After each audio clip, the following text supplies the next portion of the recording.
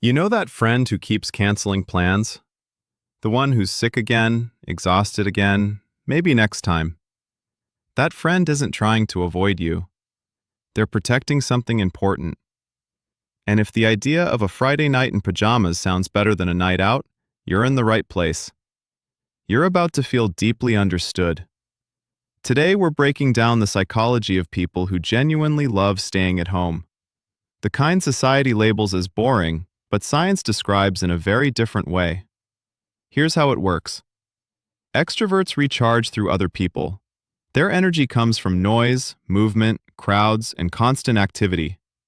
But introverts, and those who prefer solitude, recharge through quiet. Every social interaction, even enjoyable ones, slowly uses up their energy.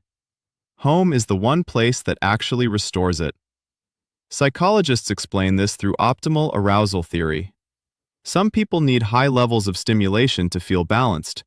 Others function best with much less. This isn't about laziness or fear. It's simply how their nervous system is built. And there's more happening here than introversion alone.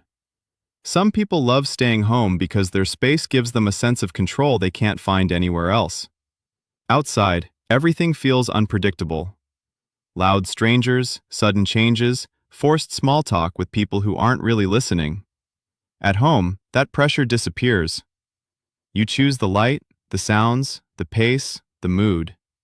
For people with anxiety or high sensitivity, this control isn't a comfort. It's a necessity. And here's the surprising part. Research shows that people who enjoy solitude are often more creative, more self-aware, and better at solving complex problems. Staying home isn't about doing nothing. It's where meaningful ideas actually form. Not in a crowded bar, but in a quiet space with a book, or during a deep thought spiral at 2 in the morning. And let's be honest, society glorifies always being out. Influencers, parties, the non-stop live your best life message. But what if your best life is a documentary, a bowl of soup, and no obligations at all? That isn't depressing. That's self-understanding. Still, for some people, staying home comes from a heavier place. Social anxiety, old trauma, depression that quietly asks, what's the point? For them, home can feel safe but also limiting.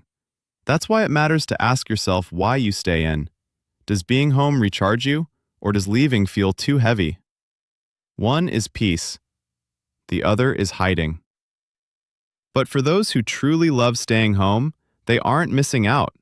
They're simply choosing a different way to live. They find joy in small rituals. Morning coffee, a favorite spot on the couch, the way sunset light fills the room. Moments most people rush past without noticing.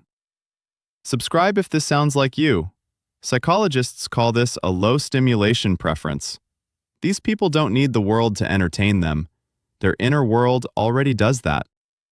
So if you turn down invitations without guilt, if a solo Saturday genuinely makes you happy, if you'd rather rewatch a comfort show than chase new experiences, you're not broken.